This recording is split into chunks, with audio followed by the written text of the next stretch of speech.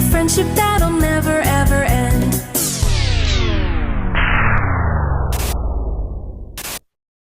Run!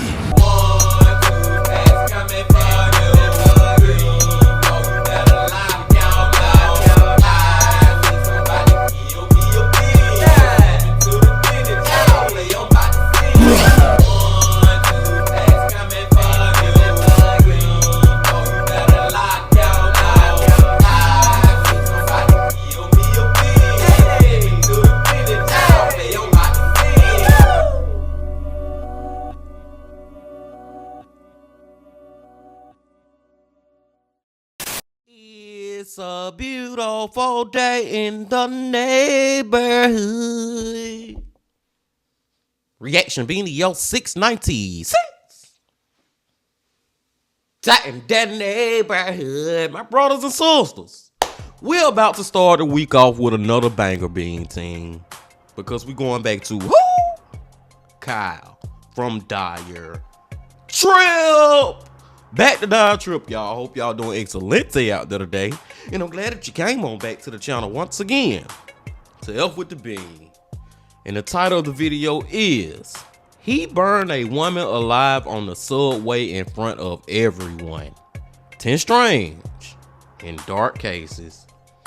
Now, this dude didn't give a F about going to prison. Long story short, story long, man. Like, for him to do this in front of everybody, he didn't care who the freak saw him do this, commit this murder. But also, I'm wondering, like, why nobody tried to stop him or prevent him from doing this ish. I don't know, Bean Team, but we're about to see. But before we see, y'all know what y'all got to do.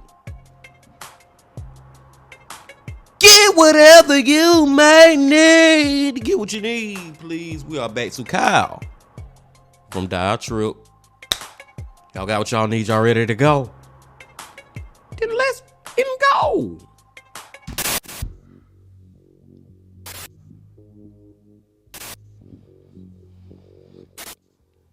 Alright everyone, you know what time it is. It's time for another Strange and Dark Cases compilation. This is where I take all of the smaller cases I come across while researching that aren't really long enough to be their own video and put them all together for one big video at the beginning of every month. With all that out of the way, let's get started. Get whatever you may need.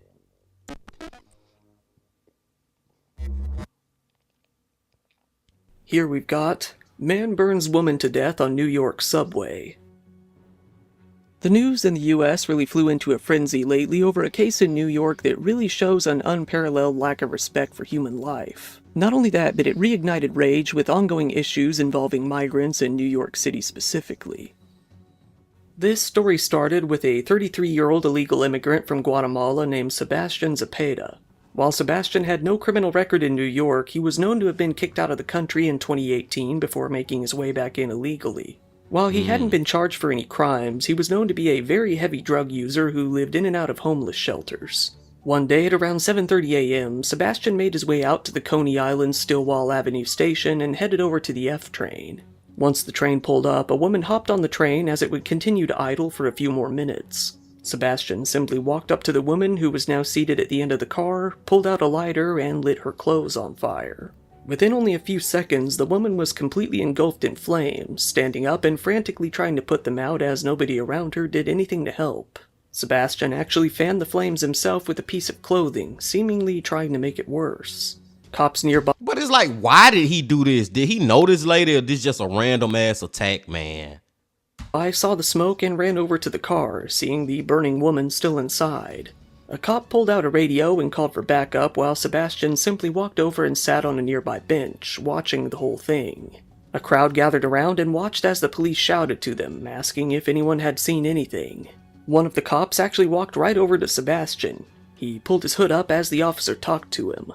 Luckily for him, though, the officer was just telling him to leave the area, saying, Wow. "Do me a favor, walk down there. I need this space cleared up." So, Sebastian simply left and walked away.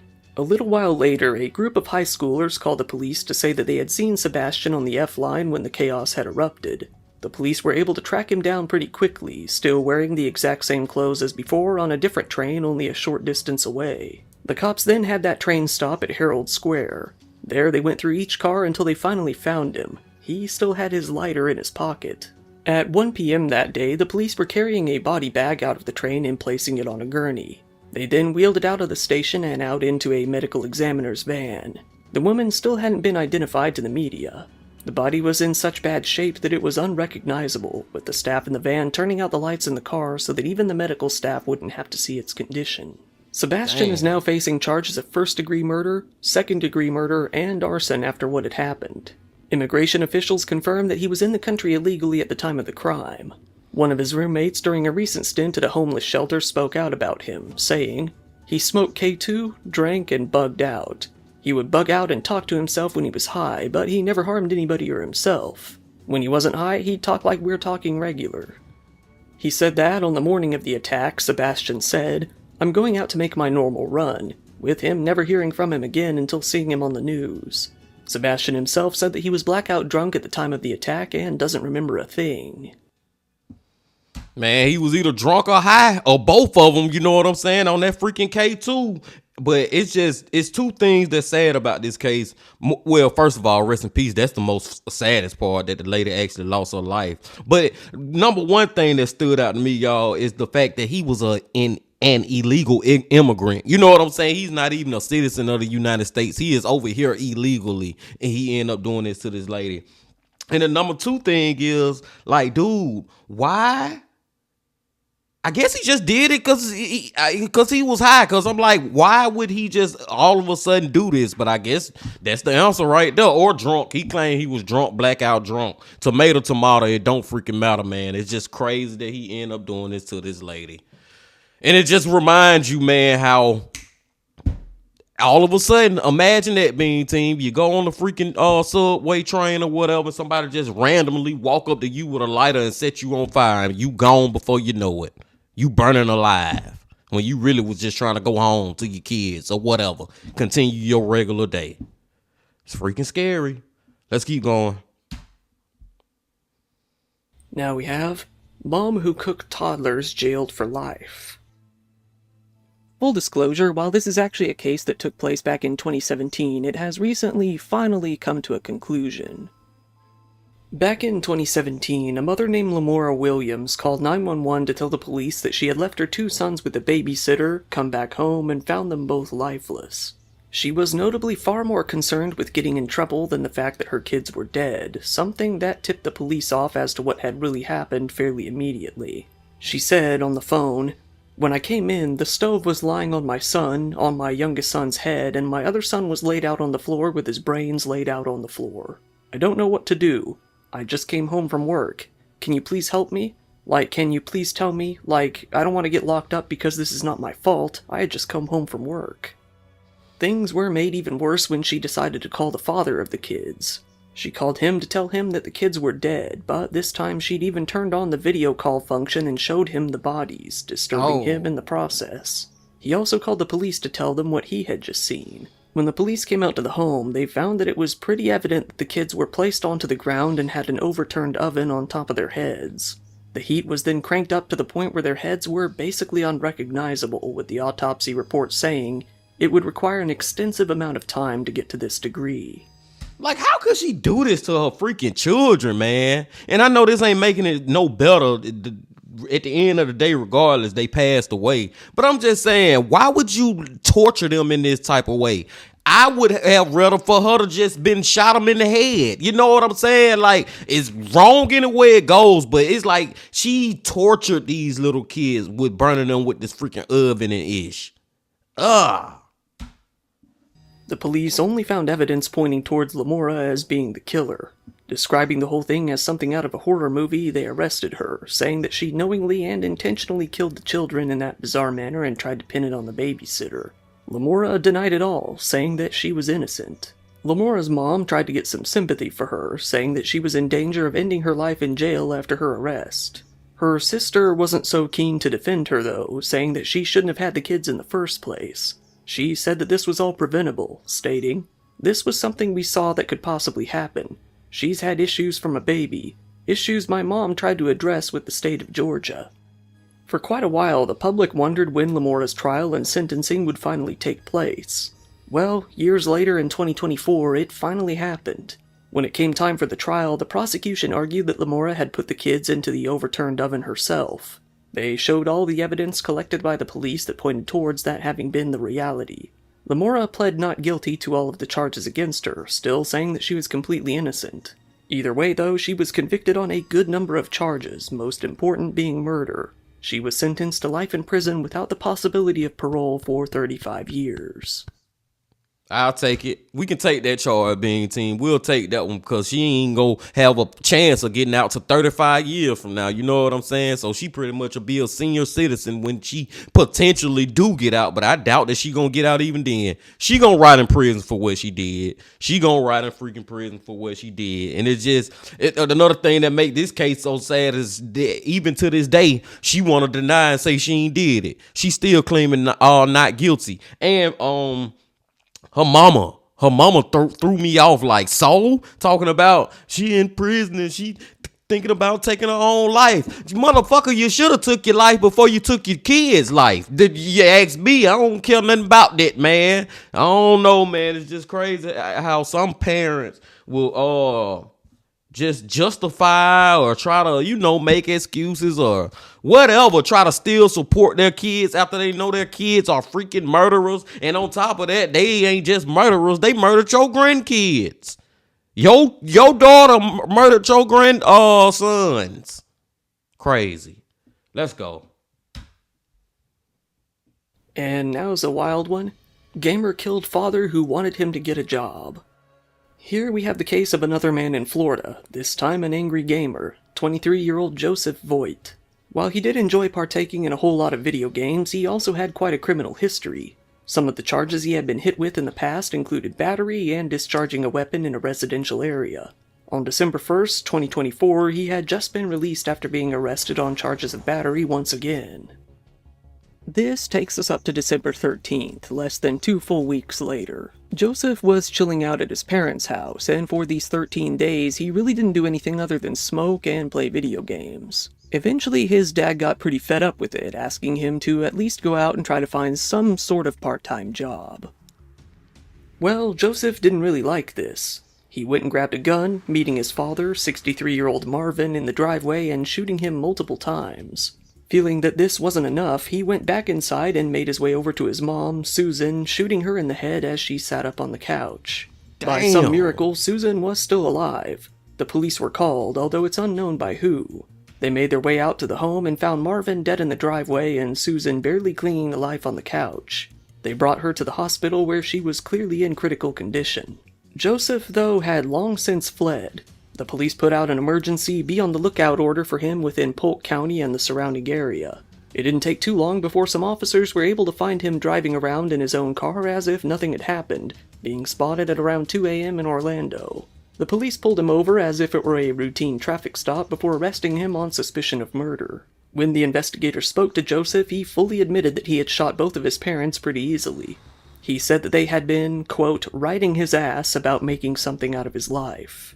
Joseph was subsequently charged with both murder and attempted murder. He showed up in court not too long after for an early hearing. He was then sent back to jail in Polk County to await his trial. He'll be held there without bond. His mom has since been released from the hospital, able to return to what's left of her life. Give him life in prison too. Excuse me, y'all. Long story short, story long. Give him life in prison too, and with the possibility of parole, never. Never getting out. But the thing that I can say is he is different from the lady who killed her 2 kids. At the fact as soon as the police caught him, he admitted to doing it. Like, yeah, I did it. You know what I'm saying, man? So I don't know. Either way it goes, it don't make it no better. But at least it make I guess the judicial system or the court case or whatever that much easier to find him guilty because he admitted to freaking doing it.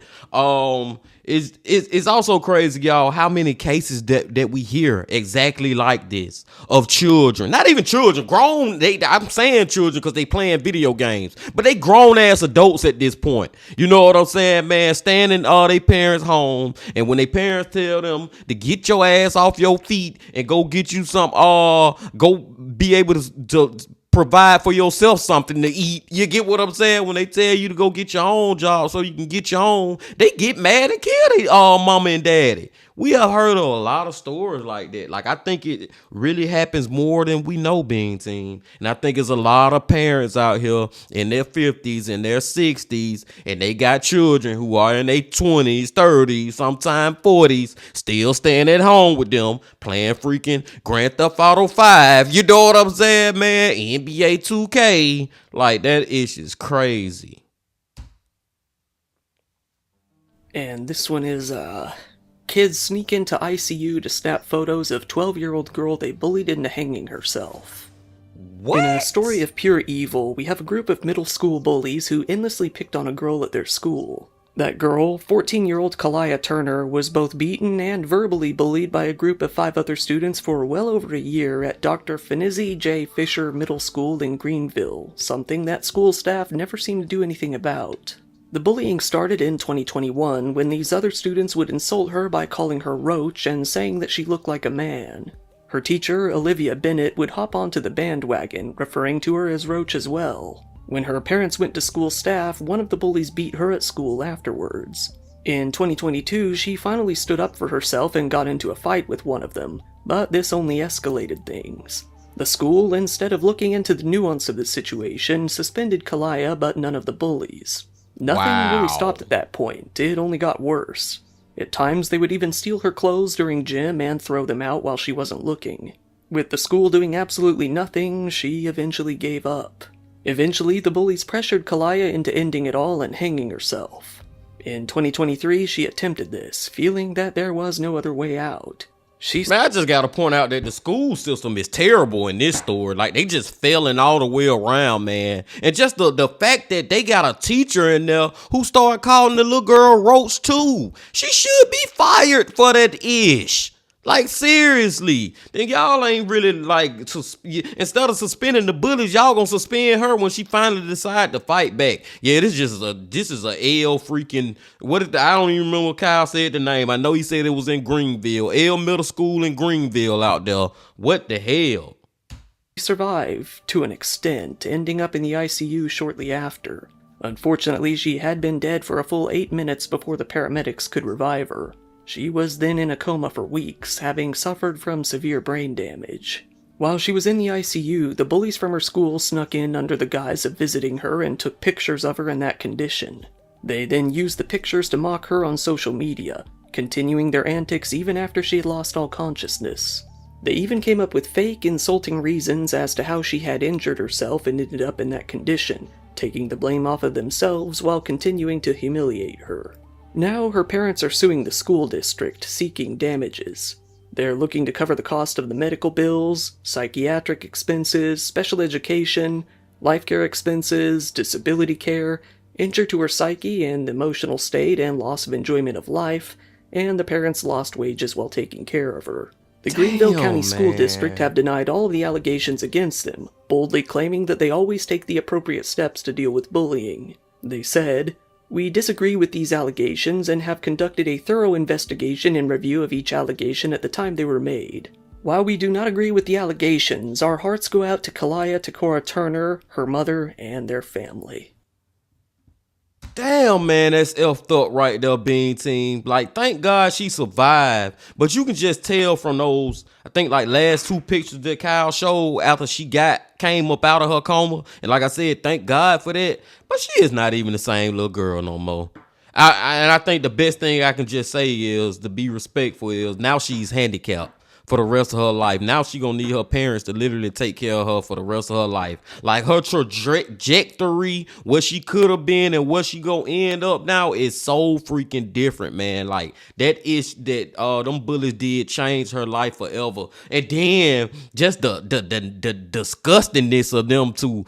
And I was thinking about it, because just the disgustingness of them to freaking go into the hospital and take pictures of her and still come up with these crazy rumors about her and still like bullying her after she done did that right there, attempted to take her own life from this ish. Y'all still bullying her while she in a freaking coma. That is disgusting. And I was sitting right thinking like, man, but how old they are? They in middle school. They are little kids. Kids do dumb things. But no, man, because I'm thinking about me personally, y'all. When I was 13, 14, 15 years old in middle school, I would have never did no ish like this to nobody. Long story short, story long. So if I wouldn't have did it, I don't expect them to do it either. F that. By the time you at that age, you know right from wrong more than a freaking 8, 9-year-old. You get what I'm saying, man? You are starting to mature, and y'all pushed this envelope so freaking far to have the audacity to go in there and take pictures of the girl, watch she in a coma, and then come back and say even more nasty ish about the situation. And I'm talking about the kids. I mean, F them kids. In real talk, F them kids. Let's talk about the school system. I hope that her parents do get some kind of lawsuit out of that, man, and get some money out of that. You know, at least to pay for the hospital bill, because I'm pretty sure they gonna be paying them hospital bills for a long freaking time. That one right there just got me, man. Real talk, y'all. Let's continue.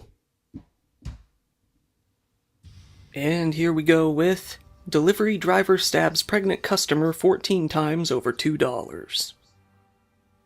Recently, people have been complaining about the lack of Florida man in these stories, and while this one isn't really a Florida man, it's definitely a Florida woman, and it really shows. Out at a Riviera motel in Kissimmee, Florida, a woman, her boyfriend, and her 5-year-old daughter were staying at a room while in the area for a birthday party.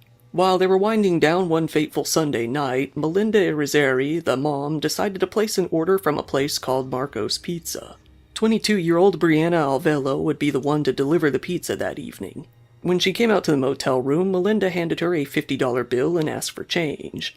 When Brianna rudely said that she didn't have any change, Melinda instead returned to her wallet and then went out to her car to find some change and smaller bills. Brianna was very smug and impolite as this happened, scoffing and rolling her eyes as the family looked for the money.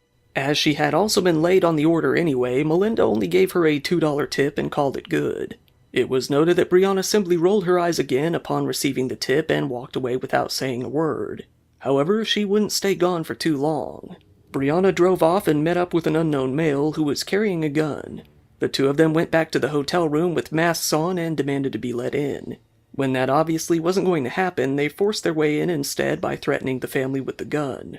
They told Like, are you fucking serious right now, man? Over $2, over a $2 tip. You didn't, like, this is premeditated murder, and you didn't got somebody else involved in on it. Like, this is home invasion, all that ish over $2 freaking funky ass dollars. People are fucking crazy, B team. I'm telling you, man.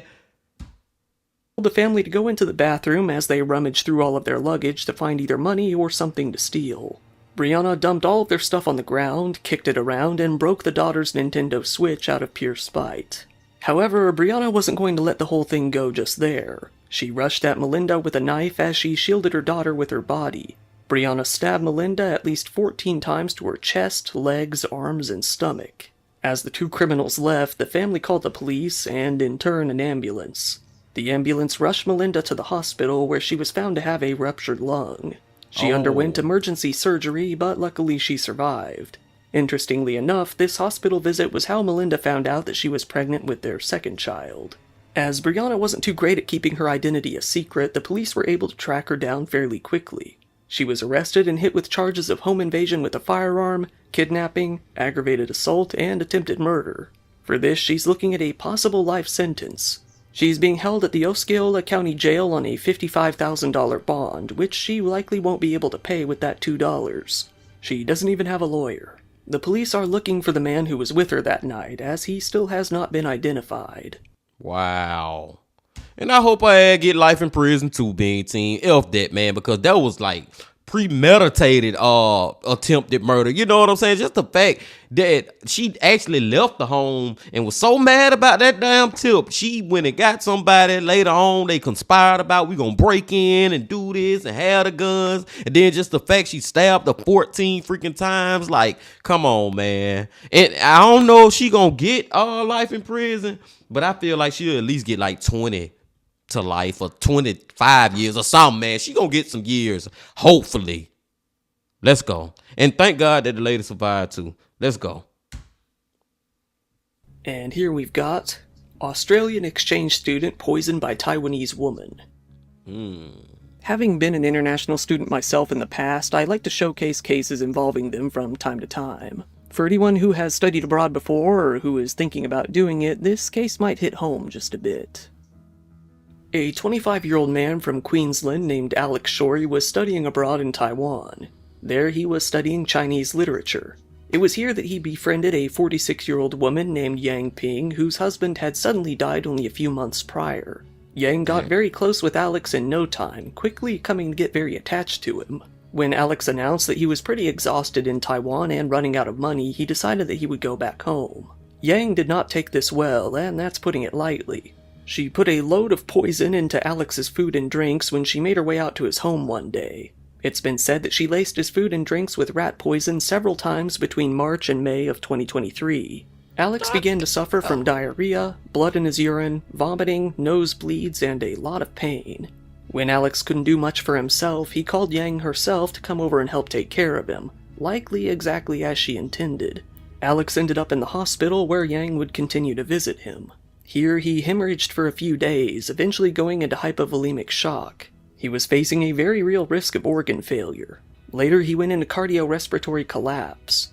While continuing to visit him, she continued to poison his food and water in his hospital room as well. Alex... Like, this is so crazy, the fact that all this time that went on with her poisoning him, this been going on for months, and he ain't figured out that she the problem yet. You know what I'm saying, man? He actually still having her come over and help him, support him, feed him. And that's the freaking problem right there. And he didn't see it. Crazy. His mom eventually made her way out to Taiwan to visit her son. She was offered to stay at Yang's apartment, which she accepted. However, there she found some empty bottles of rat poison. Once this was discovered, Yang was monitored much more heavily at the hospital and wasn't allowed to give Alex anything.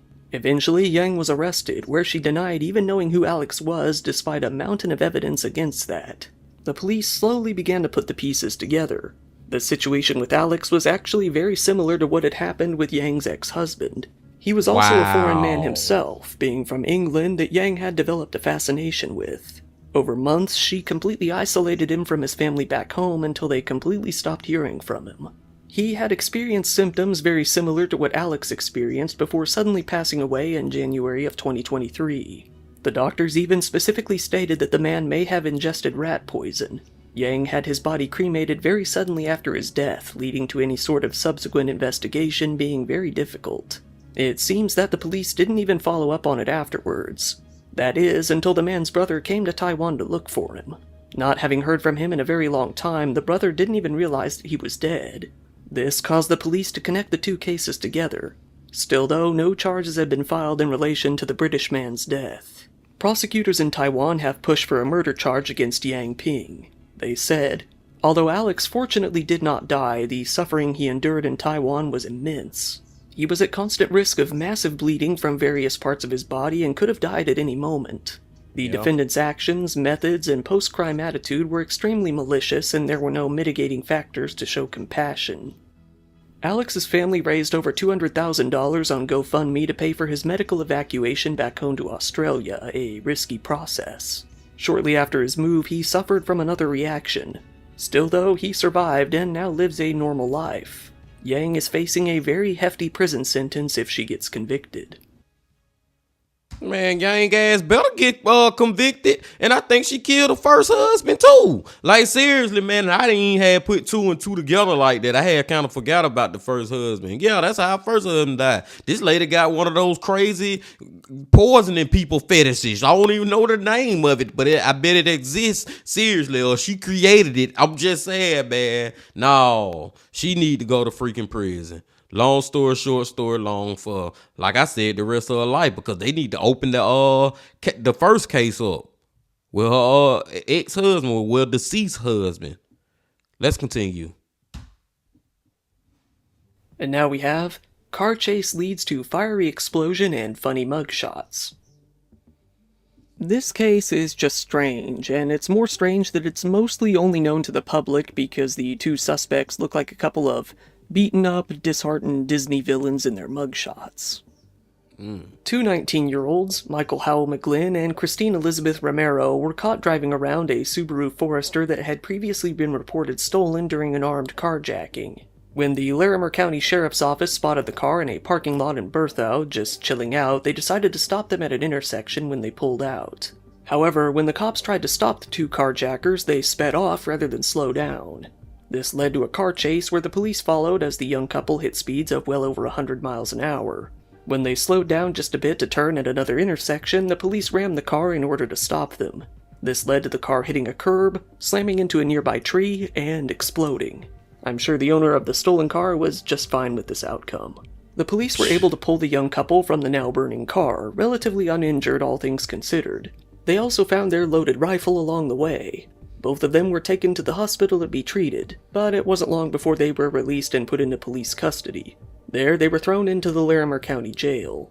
Both of them look pretty defeated, beaten up, and ragged in their mugshots. With Michael having a big bandage around his entire head and Christine looking up at the ceiling less than enthusiastic with a fat lip, the two became a laughingstock online. Comments were quick to ask if Christine was caught with roughly 100 Dalmatians during the arrest. Others told the two that Halloween had already ended a couple of weeks prior. Michael was hit with a charge of reckless driving, obstructing a police officer, and vehicular eluding, resulting in bodily injury to another. Christine was hit with a charge of conspiracy to commit a Class 4 felony and for an outstanding warrant for assault on a police officer. Well, look like karma got to them real quick. You know what I'm saying, man? It really got to them real quick, and I'm glad that they mugshot look like that. You ain't got no business stealing no damn cars. People just do just unnecessary-ish, man. I swear. And I hope that they be found guilty on all the charges they got, and I hope they do spend some time up in that jail cell before it's all said and done. Let's keep going. And now we've got 17-year-old girl said her classmate is a cheater, so she poisoned her goat. Here we have the story of a 17-year-old cheerleader, the president of the Future Farmers of America at her school in Cedar Park, Texas. Her name is Aubrey Valdingham, and she seems to take a keen interest in goat shows. She prided herself on her very own show goat named Lacey, having entered her in multiple contests at her school. The thing is, she would usually lose to another student with an even cooler goat than hers. This would send her into a rage. She would accuse the fellow student of cheating, although she couldn't really explain how she was cheating to make her goat more appealing to the judges. In her jealousy, she decided that she would eliminate the competition, literally, and just go ahead and murder the student's goat. She used what is called a drench gun to do so, giving the goat poison inside the school's own barn. She even took a video of the goat while doing so and sent it to its owner, and only one day later the goat would come to pass away. Vets were able to find that the goat had died from pesticide ingestion. Given that Aubrey was the most likely suspect, the police took her in and asked her some questions. She fully confessed to killing the goat, saying that she did so because her classmate was a cheater. The accused cheater's mom said, "She's saying it's because of cheating, but from what we've deciphered, she was just really jealous. You can't even cheat when it comes to showing goats. It makes no sense, so that's where the jealousy really kind of falls into place. She admitted to poisoning him multiple times over several days, so it's a pretty rough situation. We don't believe there's any remorse there. We hope that she has to serve jail time and that she gets some kind of mental help. It's all bizarre. We want justice served, we don't want a slap on the wrist. We want to make sure that she is punished. At this point, we don't feel like she thinks she's going to be punished and she needs to be. She needs to take ownership for what she's done." Facts. The police took Aubrey's phone and found a number of incriminating Google searches. Queries like, "How much bleach can kill an animal?" and "Poisoning pets, what you should know."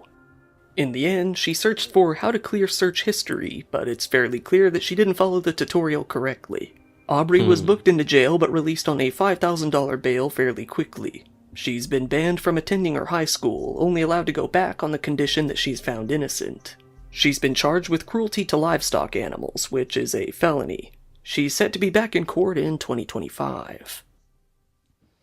And I really hope she gets some jail time too. And this the main reason why, Bean Team. Because if we don't nip this in the bud now, later on it's gonna get even worse. Before you know it, she gonna be freaking like the other lady, freaking poisoning her husband. You know what I'm saying? She gonna go from freaking a goat to a human being next. Maybe her family members or whoever, man. Like, we got to go on, don't just give her a slap on the wrist. Like, we gotta go on, put a punishment down for her. Now, how long? I don't know. Kyle said that it's actually a felony to even do that to an animal, so maybe she'll get a couple of years. You know what I'm saying? Now she'll convicted felon the rest of her life. Like, I just want her to really learn her lesson from this, man, because she's just seen like one of those ones, being team. In the year 2035, Kyle gonna have her back up here again, and this time it's gonna be one of her friends she done did it to. Let's go. And this one is a monetization nightmare. Man jailed for hiring sex worker for 13-year-old son. Here we have a very strange case that took place in Bromley, England. This all started when a mom reluctantly agreed to let her son go spend the night with his mostly estranged scumbag of a father. This father, who has remained nameless in the media in order to protect his son's identity, wasn't really happy with where his son's life was going. He was disappointed that he was a virgin at the age of 13 and wasn't happy at all with his lack of partying. He decided to arrange for 2 prostitutes to come out to a hotel room, one for him and one for his son. He told the sex workers that his son had just turned 18. When his son didn't want to sleep with the 26-year-old woman, his father told him, "Don't be a pussy," saying that they were on their way and it was too late to cancel now. He even tried to offer his son a fat line of cocaine, but the boy told him, "I'm fucking 13. That's ridiculous." Well, thank God that the damn 13-year-old know that that's effing ridiculous. You know what I'm saying, man? At least the child know that this is wrong. This is crazy. This damn father should have never been around this little 13-year-old any damn way. You know what I'm saying? Like, you in your mind, you really do think he 18 or 28. How you treating him like he is a grown ass adult? And it's just sad that he had to be the one like, dude, I'm a fucking child. You doing all this craziness. Wow. Eventually, after pressuring from his dad, the boy went into the other room with the woman. At some time during the night, the mom texted the dad and asked what they were doing, only to be told, "Piss off, I'll guard him with my life. Let the boy stretch his wings."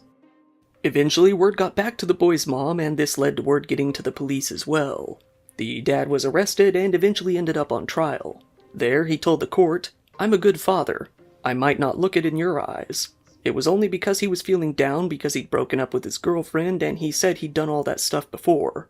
So the brass sucked his prick. Job done. Whatever." He continued by saying, "I've genuinely got a good heart. On paper, I must sound like an absolute reprobate, but that's not the case at all." The prosecutors applied for a sexual harm prevention order, which banned him from any unsupervised contact with minors. The dad got angry, saying, "I'm not a prolific sex offender. I find that harsh. I'm not a danger to children. It was just my boy." In addition, the father was sentenced to 4 years in prison for arranging the act with his son. The judge praised the boy, though, unhappy with both of his parents, saying, "He should feel no guilt whatsoever. He was the more sensible person in all of this." Yeah. Like, he was the more sensible person in all of this, and I just feel like the daddy just need to, he don't need to be around children no more. Like, seriously, he talking about, "I'm not a sex offender." Dude, you is a sex offender. Just because that's your child that you doing that with or doing that to, don't mean that it's okay. He's 13. I'm fucking 13, man. What the hell? Glad I ain't have no freaking father like that growing up. Hell, I ain't have a father at all. It was just my mama. Shout out to Mama Beans. Let's go. And now, car thief writes totally stole a car today in diary. You would think that, since most people know not to brag about your crimes to other criminals because they're going to spill the beans eventually, you probably shouldn't also write down your crimes, even if you thought that nobody would come to see it. Well, some people make it really easy on the detectives by doing that very thing. Back in August, a van was stolen in Mankato, Minnesota. Vanessa Guerrera, a DoorDash driver, had taken an interest in the car, deciding to swipe it and sell it for scrap. She took it out to a local salvage business and sold it for $2,000. Afterward, though, the employees began to suspect that it was stolen and called the police. They told them who had sold them the car, so the police were able to make their way straight out to their suspect. When the police came into contact with Vanessa, she denied knowing that the vehicle was stolen. She also couldn't explain to them how she had gotten her hands on it. When searching the scene, they found Vanessa's journal nearby and decided to give it a look. On the page listed with the date that the car was stolen, they came upon an interesting entry, one that read, "Totally stole a car today. Something I never thought of doing. Fucking super freaking out about it." After Vanessa effectively snitched on herself via the diary entry, she was arrested and charged with both receiving stolen property and theft.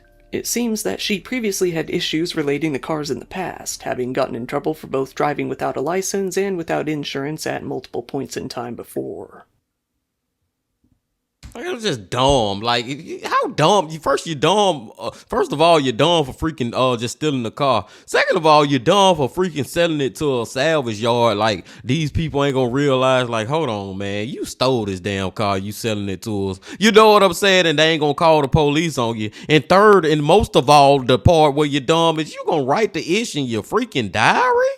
Like, she almost on the level of the people who commit the crimes and then they go on Facebook and show videos and pictures of the shit they done stole. You know what I'm saying? Or they got all this money all of a sudden. Where the freak you get this money from? Like, seriously.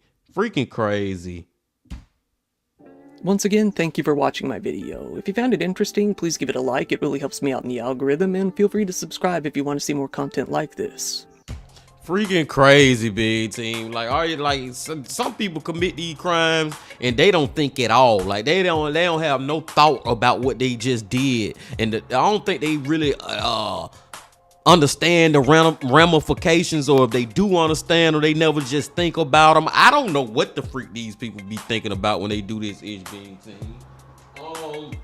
I ain't gonna go back through all of them, y'all. I ain't gonna go back through all of them. I feel like we have been here long enough. The freaking dad was crazy. I will say that.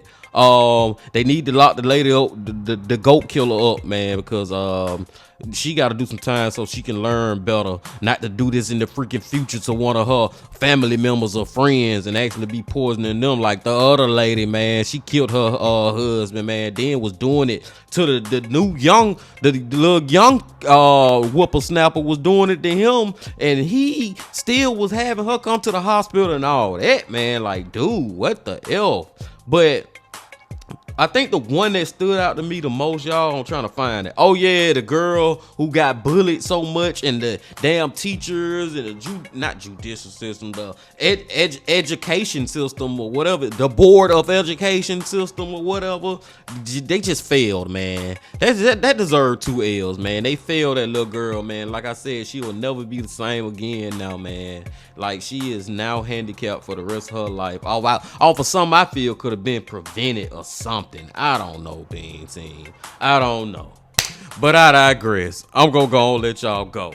Another great video from our boy Kyle. I appreciate y'all coming on back as always. And before you leave, just please hit that like button, comment, subscribe, and do all that if you ain't did that yet. And remember this: love, peace, and happiness. Stay safe. Don't stop. Keep going. Yeah.